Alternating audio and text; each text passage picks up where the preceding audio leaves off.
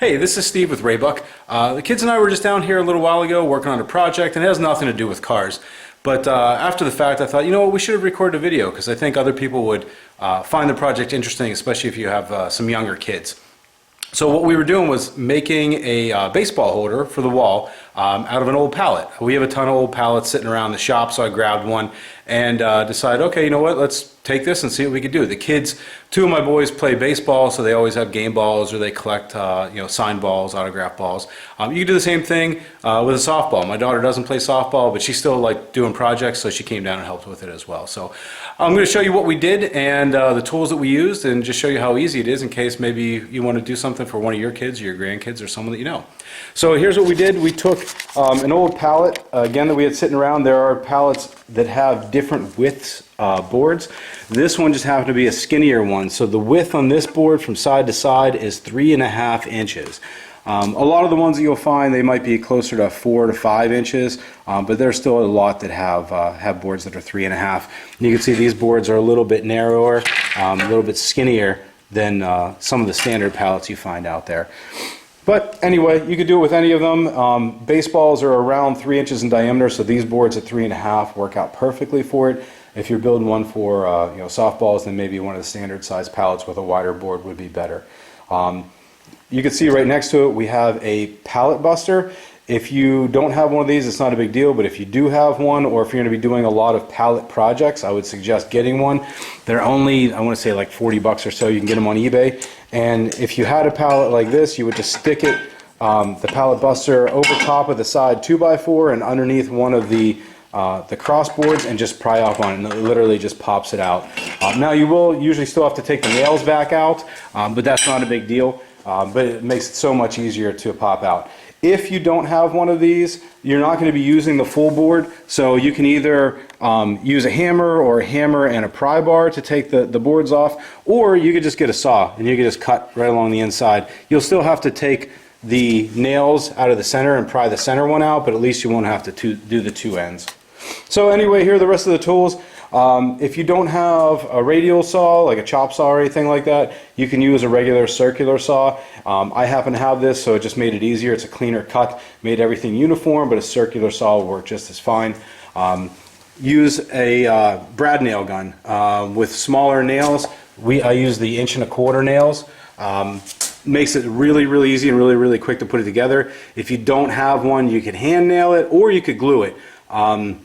If you're gluing it, you just might want to clamp it, and then obviously you have to let it set until the glue dries up. Using a nail gun, it's going to go a lot quicker. Some basic stuff: tape measure, pencil, drill. It could be a cordless or a corded, doesn't really matter. And then one of the things you don't necessarily have to have, but it helps, is one of these Forstner bits. I used a 1-inch bit. If you guys are not familiar, if any of you are not familiar with this, you can get these bits anywhere. You could buy them in a multi-pack like this, or singles. You can get them online. You can get them at Home Depot, Lowe's, any hardware store almost. It's real nice though, because instead of like a regular drill bit that will drill all the way through the wood, this one just makes a small puncture in the middle to center itself, and then it cuts a perfectly circular hole to whatever depth you want. So essentially you're just going to recess. You're cutting a recessed hole, not going all the way through the wood. Now I'll show you what that looks like. So here is the what we built, the stand, or the wall mount I should say. We made it look like a home plate, like home base. So that's it right there. Super simple. You can see how I did the recess, the indentations for the balls to set in there. I made it so that 6 balls will fit perfectly across here. I've seen other ones. People make this, I've seen them all over like Etsy and Pinterest and whatnot. You could get them from 5-ball widths all the way up to like 10. This seemed like a nice size, especially for a kid's room.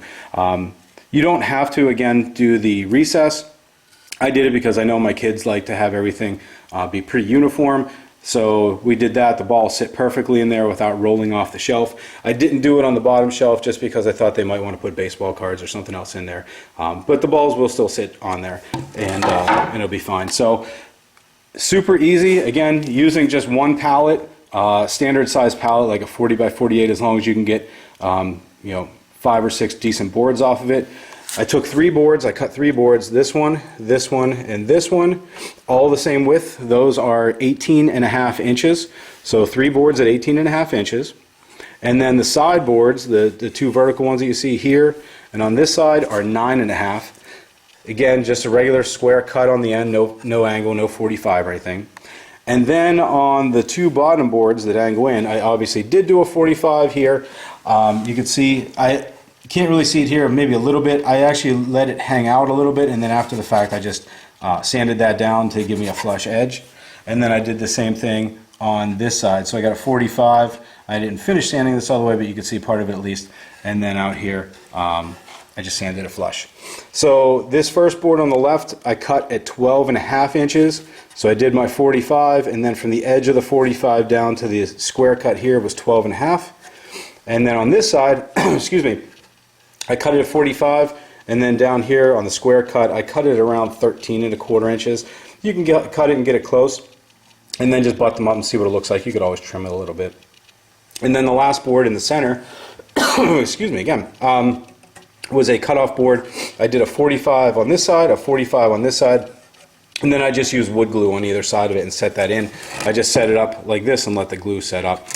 Instead of trying to nail on an angle and having the nails accidentally shoot up through, I just glued both of those. And then to hold it up on the wall, you literally can just put 2 screws into the wall or 2 anchors into your wall and set this upper board here and here right on top of it. Or if you wanted it to be a little bit more secure, you could get a little piece of angle or maybe a little like a picture holder that has the ring on it. Screw it to the top or the inside, probably to the top up in here, and then put your screws into the wall and put that over top of it, or just screw right through those to keep it so it doesn't fall off the wall. But that was it. We did that and put them on. I actually did 2 of these. One's up on the wall already with some baseballs in it, and this one we just finished. Oh, and then also the spacing here. 3.5 inches is what we did between the bottom of the top board and the top of the bottom board. So a 3.5 inch opening here. So 3.5. We did another 3.5 here, and then this one could be 3.5, or it could be a little bit more, depending on what you want to put in there. I left it a little bit bigger again because I thought they might want to put baseball cards or something in here. So there's that, and then in the bottom section of this, you could fit 1 or 2 baseballs as well that just say lay loose in there. The recessed indentations that you see here, I measured in 1.5 inches to center. So from the edge of the board to the center of the recess is 1.5 inches, and then from each one over I did 3 inches. So we have 1.5 inches to the first one, and then between the first and the second, center to center is 3 inches, 3 inches, 3 inches, 3 inches, 3 inches, and then it gives you about 1.5 inches on the end. You're going to have a little bit like 1/8 of an inch difference on either side, but it's pretty close. You can adjust it if you want to be that particular. But again, 1.5 inches in from the edge, and then just 3 inches center to center for the rest of those. And that gives you your spacing again for the baseballs. They're about 3 inches, a little under, so it gives you a teeny little gap in between.